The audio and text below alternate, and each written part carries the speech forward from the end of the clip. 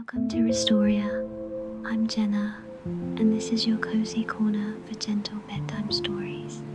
Each night, I'll share peaceful tales made to quiet your thoughts and guide you softly into sleep. So settle in, get comfy, and let the story carry you into rest. The story tonight is called Not Goodbye, Just Drift. Chapter 1. The Stone Bridge. The town of Windmere sleeps beneath the quiet sky. The stars are thin and scattered, like grains of salt flung over dark velvet, and the moon is a low silver coin resting just above the sea. Everything here at this hour seems to breathe in whispers, even the wind.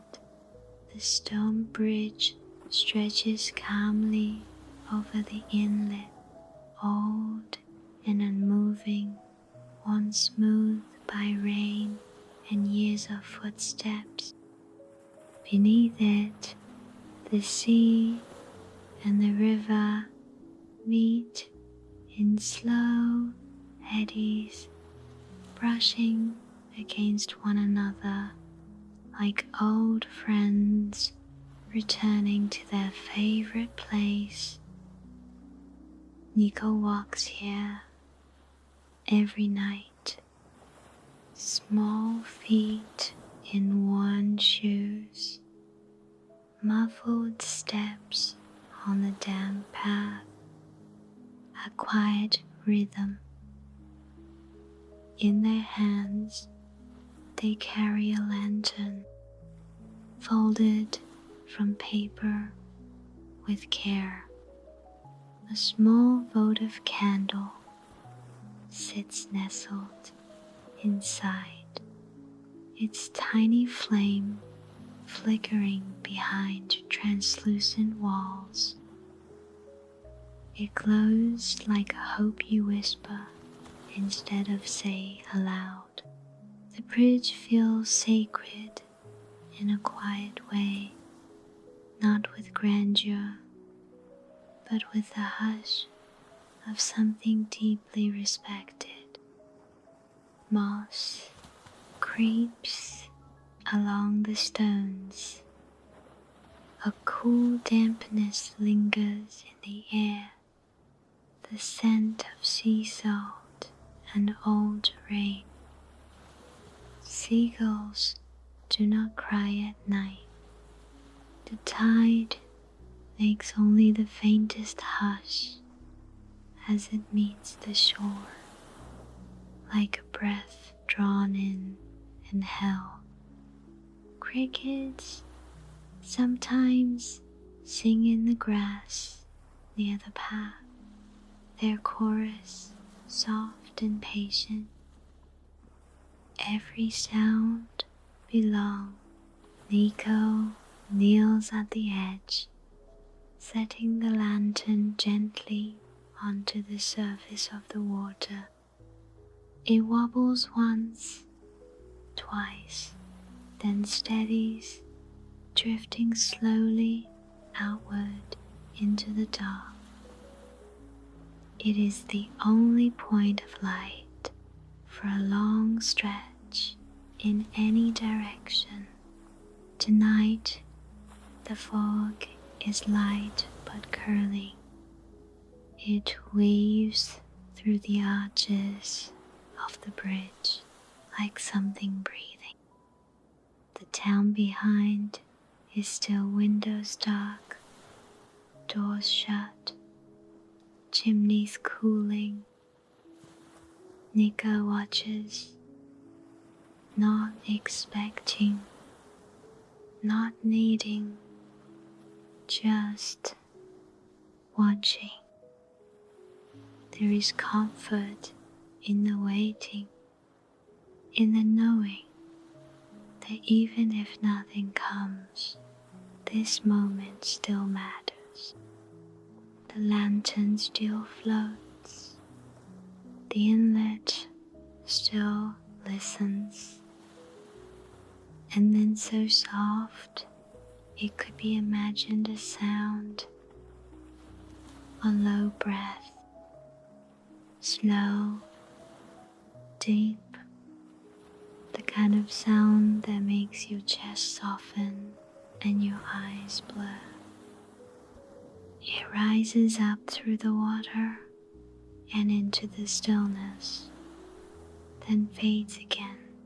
The inlet glows faintly blue just beneath the surface. It shimmers like moonlight caught in motion. Nico doesn't speak. They never do.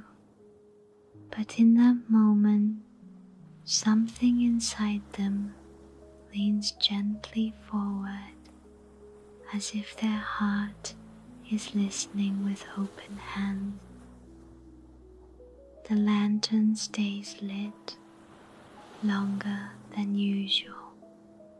It drifts slowly, as if the current has gentled just for it. The night stretches on, patient and unhurried. A soft breeze stirs Nico's collar. It carries the scent of seaweed and cold stars, the kind of air that wraps around your thoughts and quiets them. When Nico finally stands to leave, they glance back once. The bridge remains quiet. The water has settled again. But as they walk home, wrapped in their coat and the soft hush of the sea, they hear it again, faint and far behind. A song that doesn't need words. A melody made of memory and tide. And Nico smiles, small and secret, just enough to light something inside. Because tonight they are sure the whale was there. And even if no one else believes it, even if it remains only a story, Nico will return with another lantern, with another quiet hope, with company for whatever drifts below. Chapter 2. The Quiet Mornings. Mornings in Windermere arrive slowly, like someone stirring from a long and gentle sleep.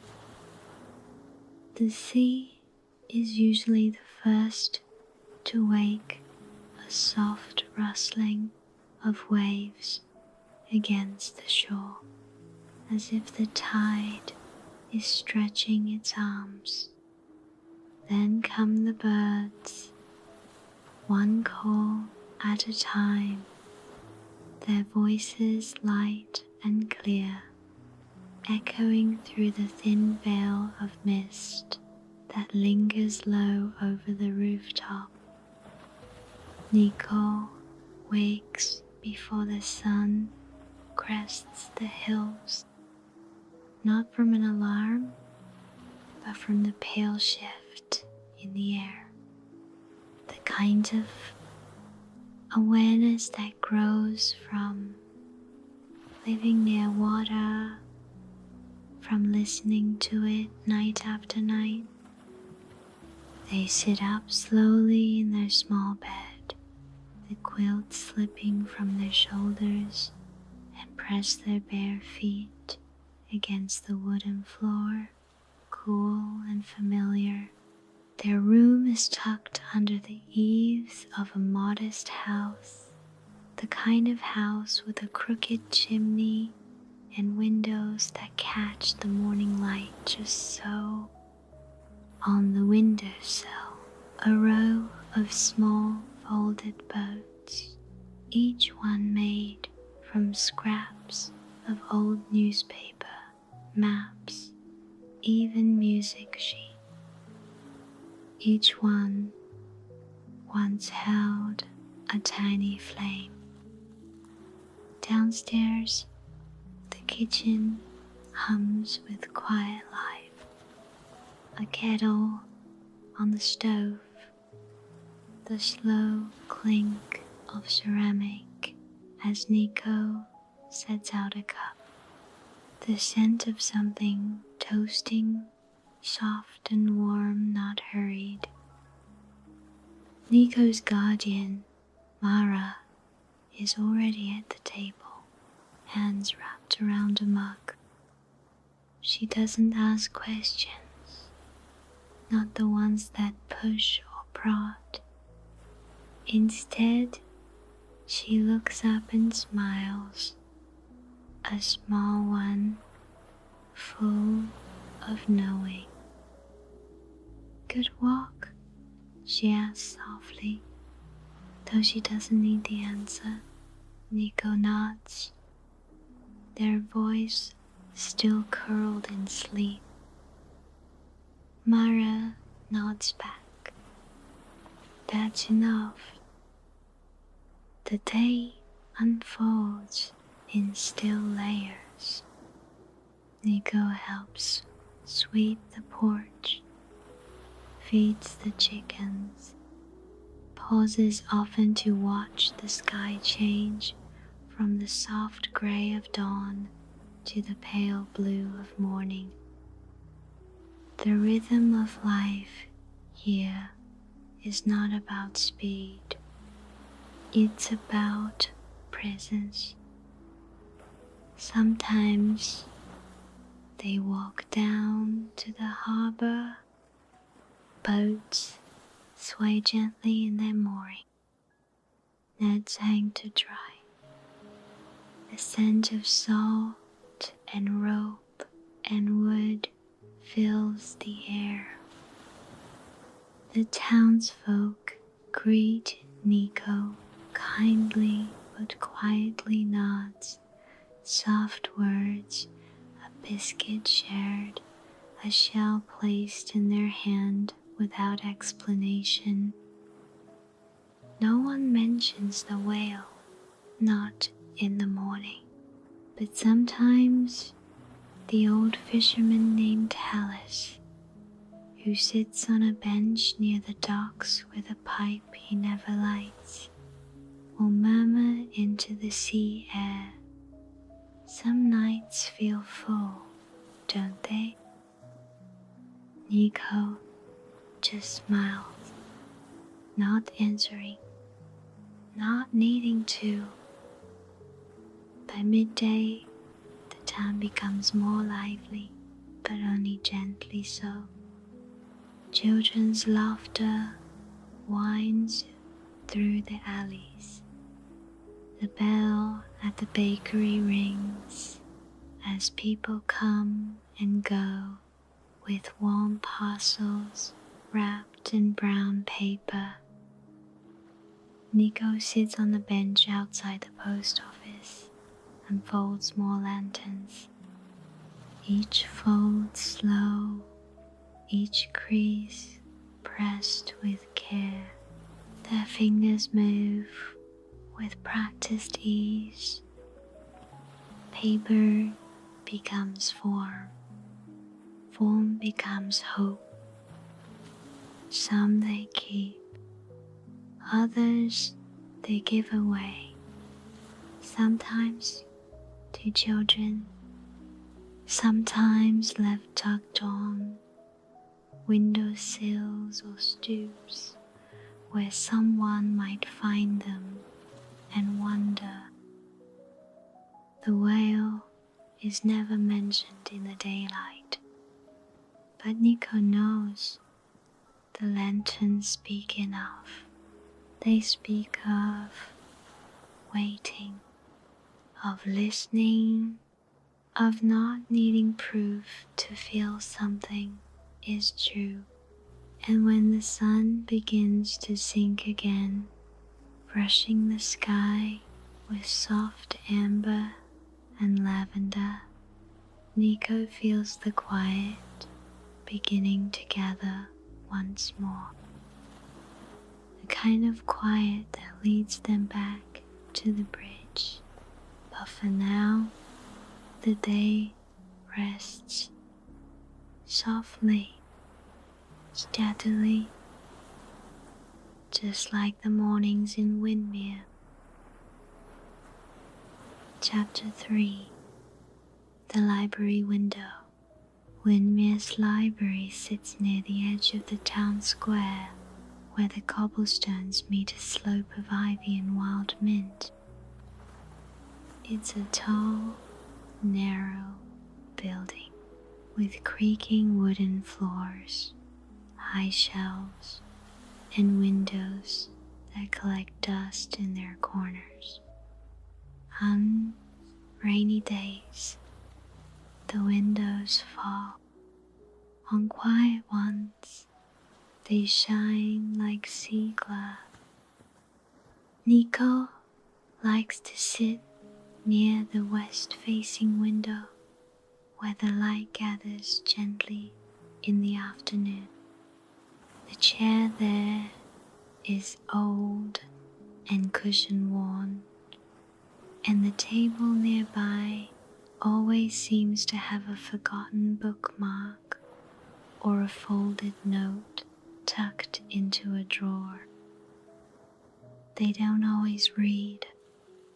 Sometimes they just sit, tracing shapes in the condensation or folding boats from the library's scrap paper, discarded checkout slips, faded flyers. It feels like the kind of place where thoughts drift instead of land.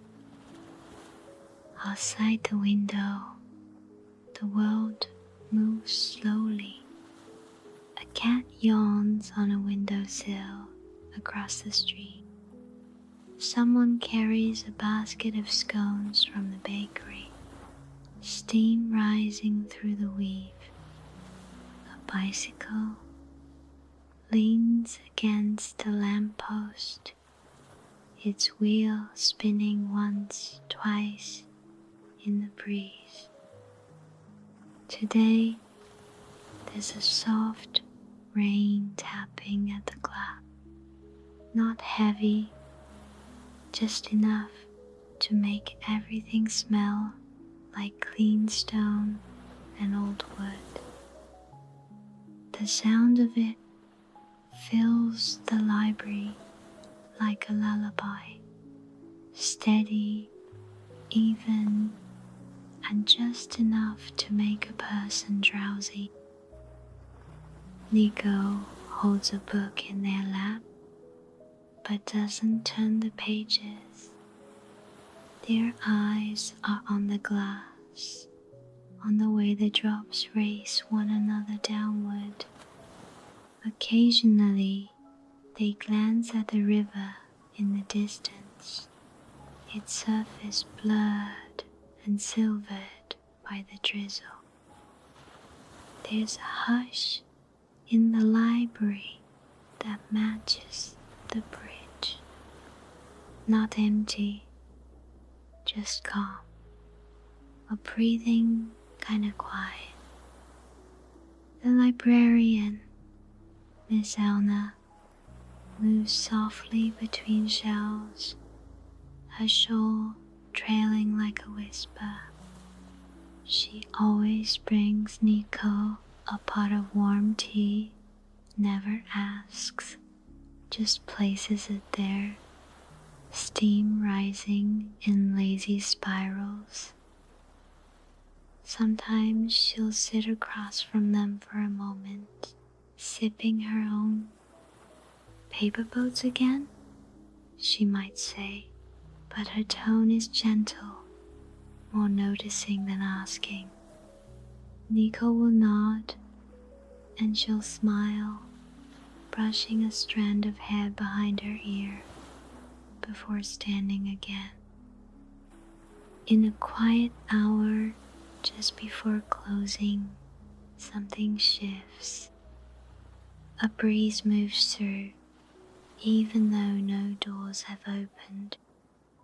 The candle on the corner table flickers, and from somewhere beyond the window, down by the river, there is a faint sound, so low it hums more in the chest than in the ears. It's not a sound that startles, more like a memory rising slowly to the surface, like the sea breathing just below its sleep.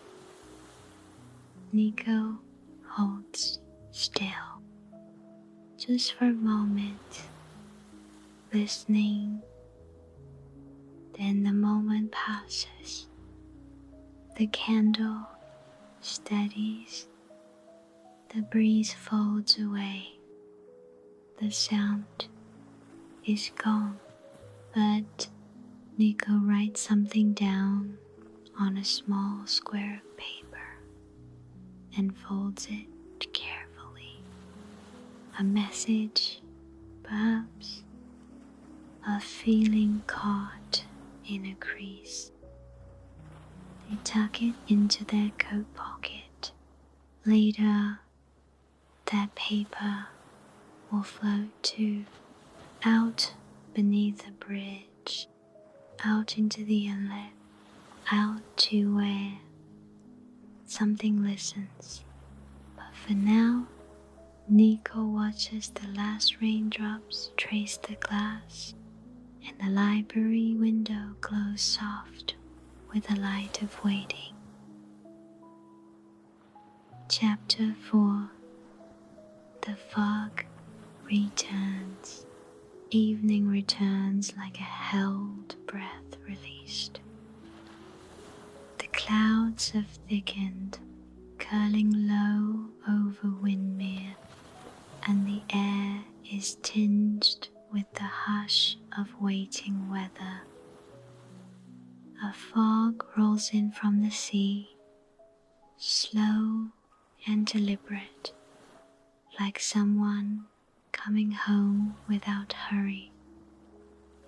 Nico stands by the bridge again, their coat drawn close, a fresh lantern glowing gently in their hands. The fog curls around their ankles, cool and damp, brushing past like the tail of something soft and unseen. The lantern is different tonight, not in shape or size, but in the paper. It's made from a page torn from an old book, one with tiny words and gentle yellowing, a story folded into flame. Nico kneels again, their movements slow, reverent. They place the lantern on the water and it drifts outward, a warm dot in a sea of grey. The fog thickens. The town behind them disappears one building at a time. Lights dim and muffle. The world narrows to the stone underfoot, the water stretching forward, and the sense soft and certain that they are not alone.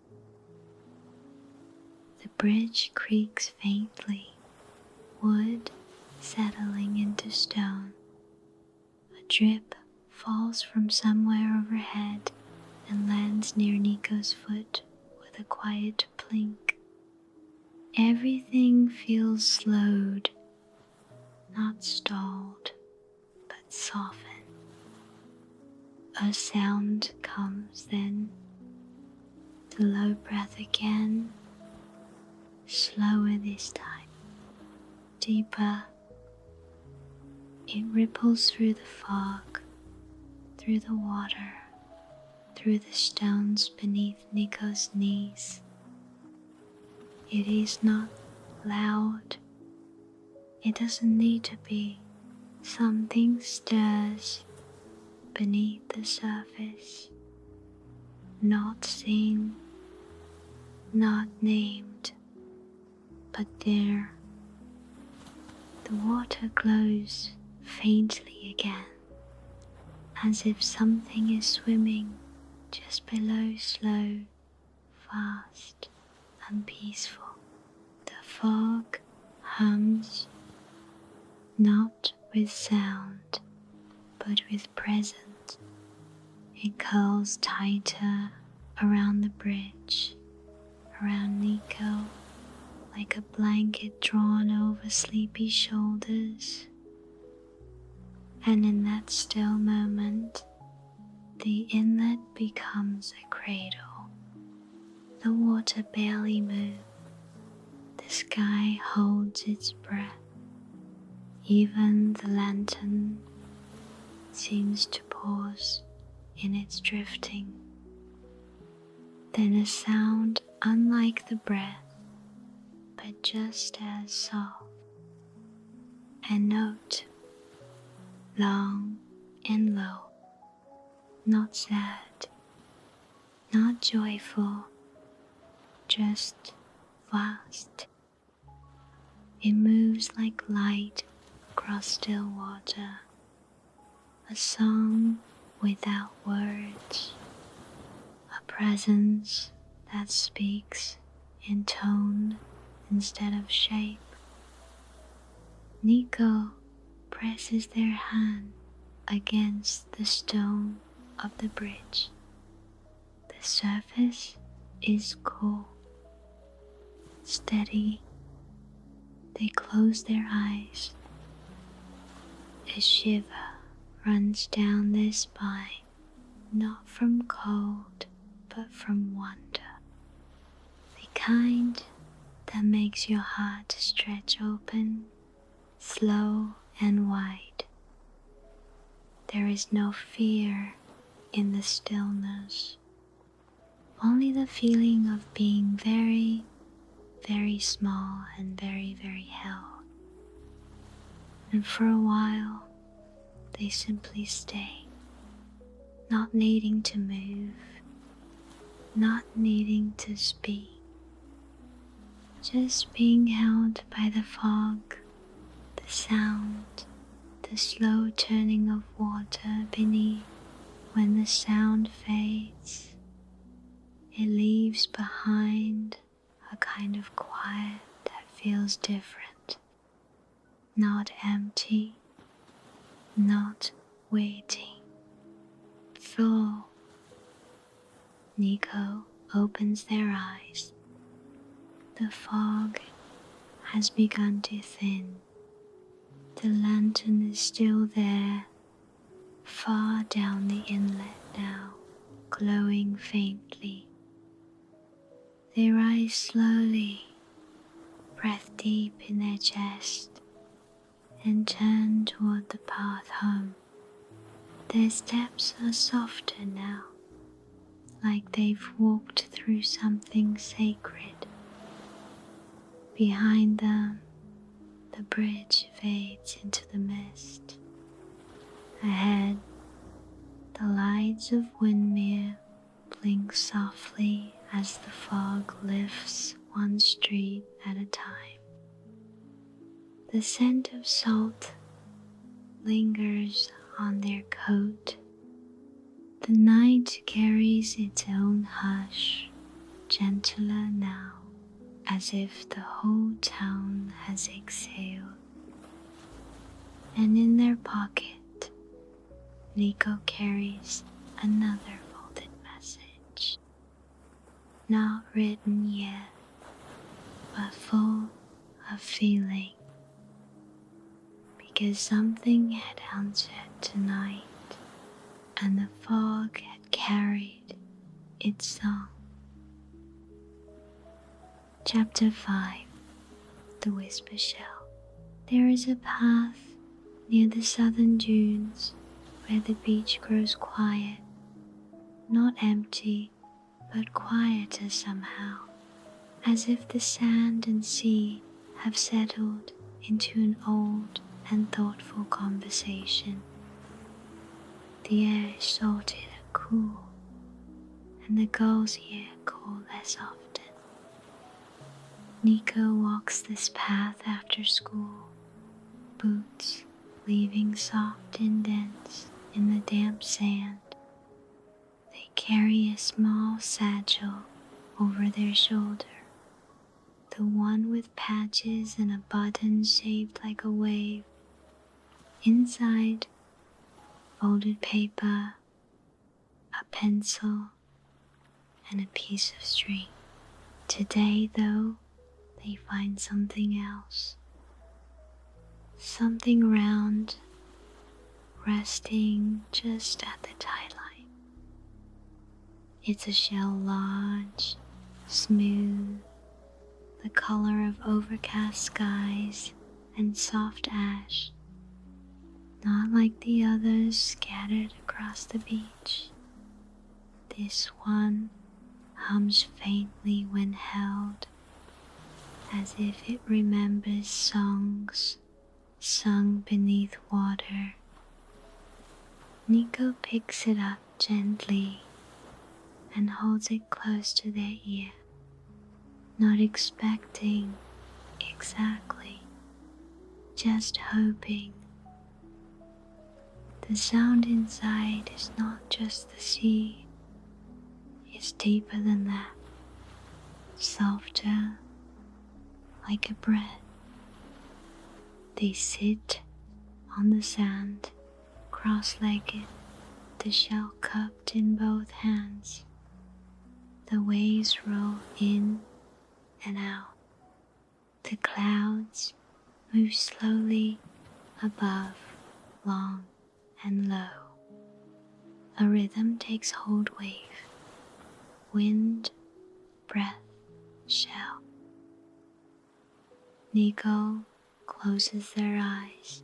In that stillness, they imagine what the whale might look like if it were to rise, not with grandeur, not to startle, just to say hello. Gentle eyes, skin like moonlit stone, a mouth that sings not with words, but with memory. The shell grows warm in their hands, maybe from their breath, maybe from something else.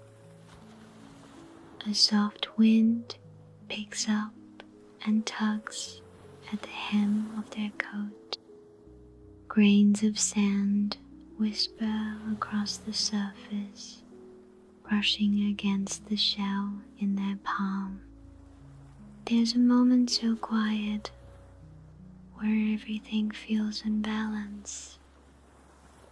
A small crab scuttles by, leaving delicate prints in the sand. A feather floats down and lands without sound beside them. The world narrows to the tide's slow lull and the gentle pulse in their chest. They tie the string around the shell's base and wear it like a pendant, tucked beneath their coat, close to the heart. As they rise, the sky shifts a soft blush of gold behind the clouds. The tide is lower now, revealing tide pools and scattered footprints. Windmere is beginning to glow in the distance, the lanterns of home kindling one by one. Nico walks back slowly. The shell is light around their neck, but its presence is grounding, like a tether to something older than the town, older than the bridge, older than remembering itself. A dog barks once from a nearby cottage. A window creaks open. The scent of seaweed and warm bread carries on the breeze. Nico feels their footsteps soften as they near the edge of town. They pause at the front gate, hand resting on the worn wood. The shell hums lightly at their chest, as if acknowledging the moment, a quiet recognition. Back at home, they place the shell gently beside their bed, not hidden, but on it. A small bowl of salt water sits beside it, refreshed each day, just in case. That night, Nico dreams not of sound, but of silence. Not the absence of noise, the presence of quiet. A place where songs drift without being sung. A place where a whale floats beneath stars, waiting.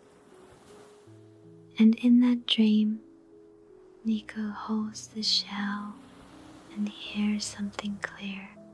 Not a voice, not a word, but a feeling. Home. Chapter 6. The Lantern Festival. In Windermere, there is a night near the end of autumn when the whole town gathers at the shore.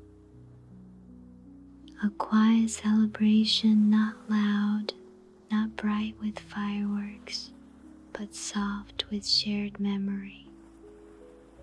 It's called the Lantern Festival, though few speak the name aloud. The tradition began long before Nico was born, passed down through quiet gestures rather than written history. It is a night for floating light, for remembering, for letting go and calling out at the same time. As dusk deepens, the townspeople gather along the water's edge with lanterns cradled in their arms, each one unique, some bright with color, some simple and soft, all flickering gently, flames shielded from the breeze.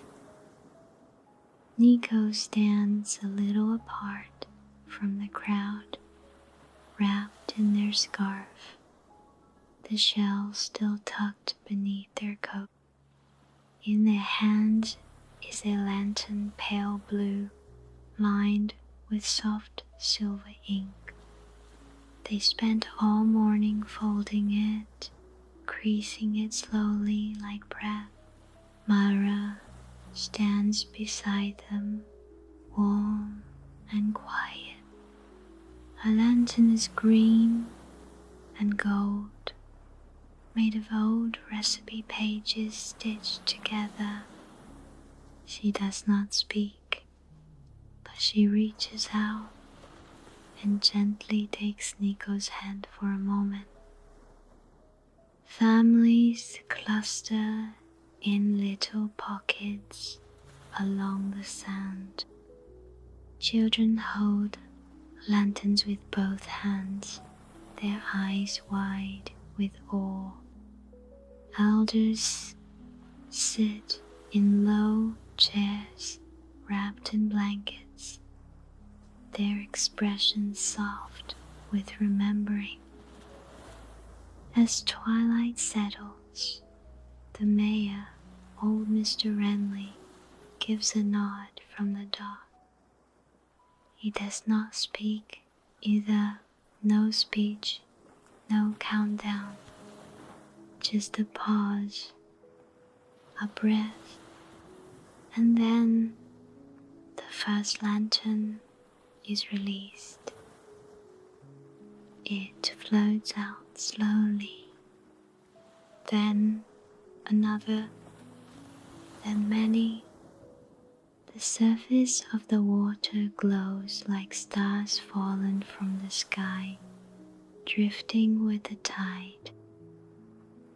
Nico steps forward and kneel. The breeze is cool against their cheek. They place their lantern gently on the surface, watching it catch the current. The paper glows softly, silver lines shimmering in the low light. It moves slowly, calmly, joining the others in the silent procession out to sea. Behind them, voices murmur gently, greetings, memories, quiet laughter. No one raises their voice. No one needs to. Nico watches the light, watches the way they stretch into the distance, some flickering out early, others drifting far. One by one, the town's hopes and thoughts move with the tide. Then a ripple, a hush that spreads without sound. The water shivers ever so slightly. A low note carries across the inlet, so low some might miss it, but Nico hears, feels it, the same sound from beneath the bridge. The lanterns tremble slightly, as if stirred by something vast moving beneath. Nico glances toward Mara, who is already watching the horizon with quiet eyes. Then, across the dark water, a faint shimmer glows beneath the surface. Not large, not showy, just a soft blush of light that moves like breath. The children go still. One clutches their lantern to their chest. An old woman closes her eyes. A man drops to one knee, his hand over his heart. No one says a word. The town simply stands, quiet and still, as the last lanterns drift into the dark. And when Nico turns to go, the shell at their chest hums once a small, warm echo. Something has heard, something has come, and something, somewhere, is keeping them company. Chapter 7. The Longest Night. The shortest day comes, and with it, the longest night. In Windmere, the sun slips behind the hills early, and the cold settles gently in the spaces between houses, under door frames, around chimney pots. Nico wakes to a sky the color of smoke and frost. They dress slowly, pulling on layers of warmth, each piece soft with wear. The shell around their neck is cool, resting lightly against their chest. Mara makes warm porridge with honey and cinnamon. They eat together in silence, sharing steam and small smiles, the kind of morning where words feel unnecessary. Outside, the town is hushed. Snow has not fallen, but frost clings to every surface, turning roofs and branches into pale sketches.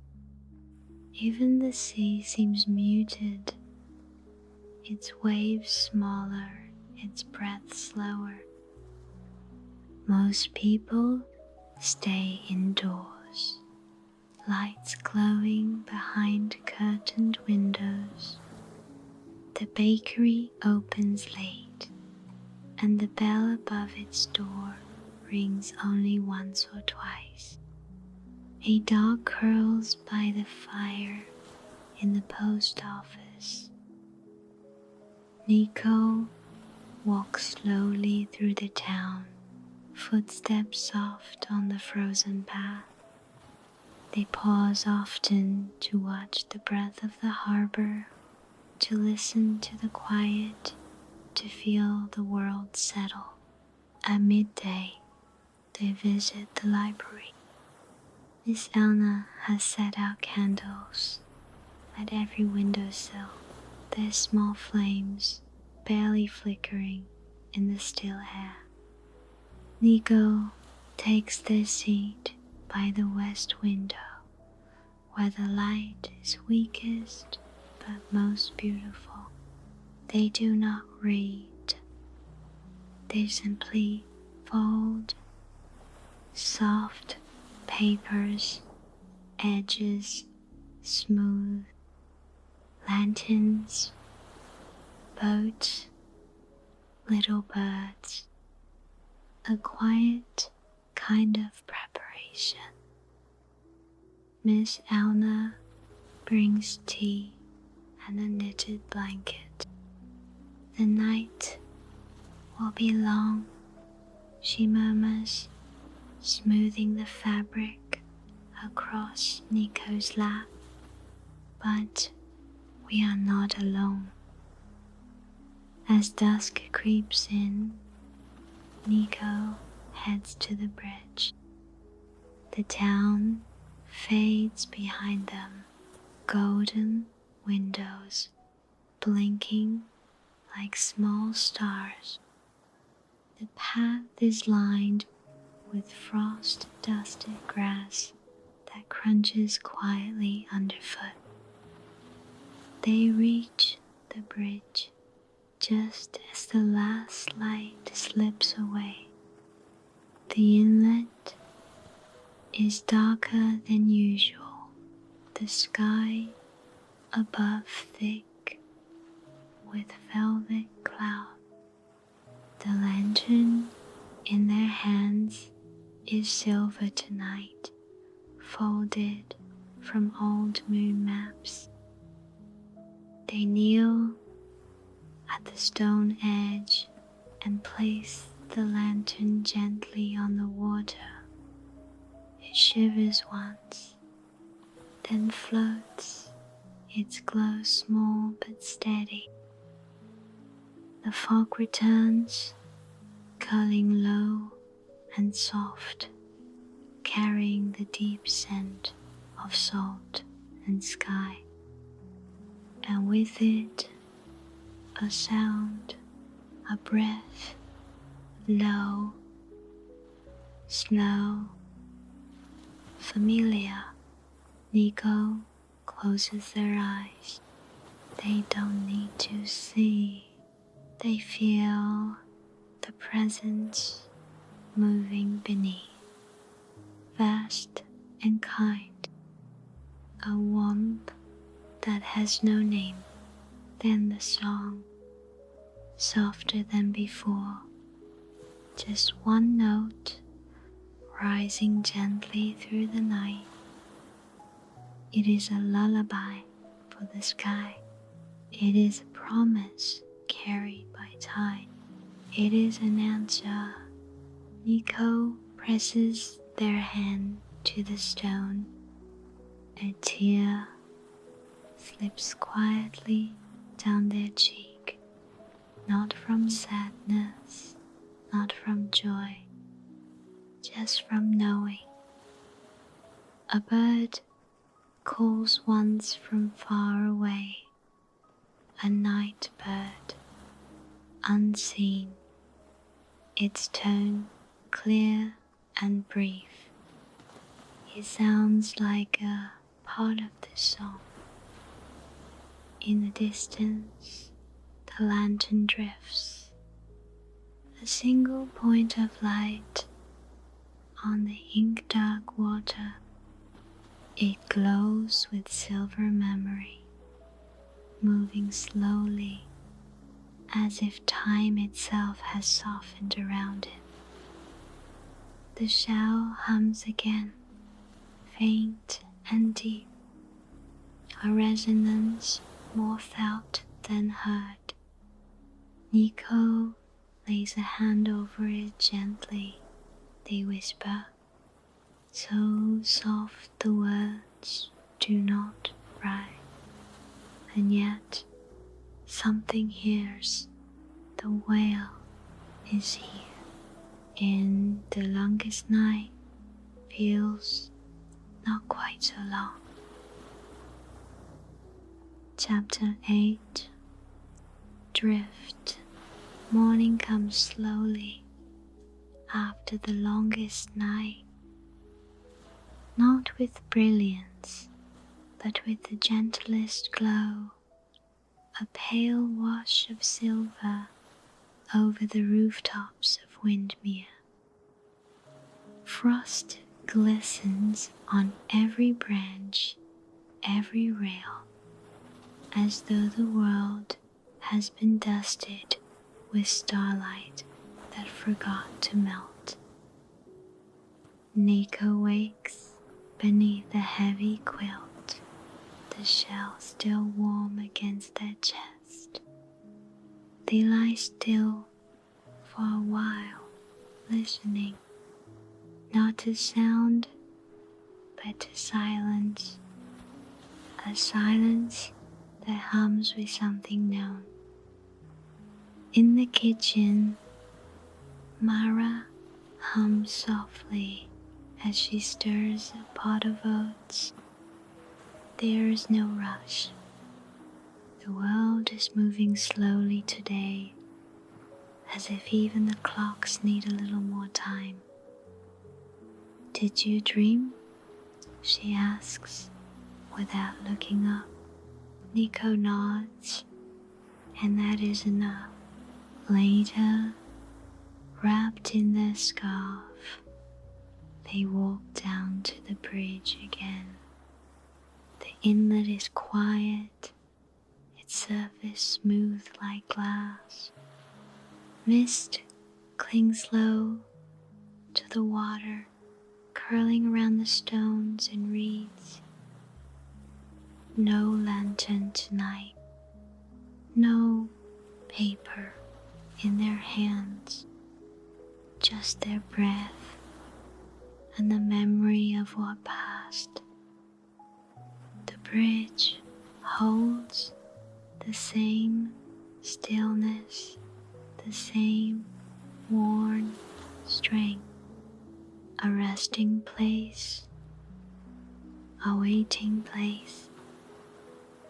Nico kneels, placing their palm flat to the cold stone.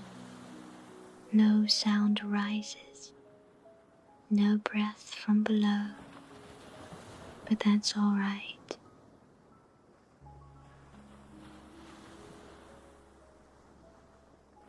Some moments are meant to be felt, not filled. They They take the shell from around their neck and hold it in both hands. It's quiet now, but not empty. The kind of quiet that holds 1,000 echoes. Their fingers linger on its smooth surface. It still smells faintly of salt and thyme, a part of something older. A memory stirs of the first night they brought a lantern, of the very first shimmer beneath the bridge.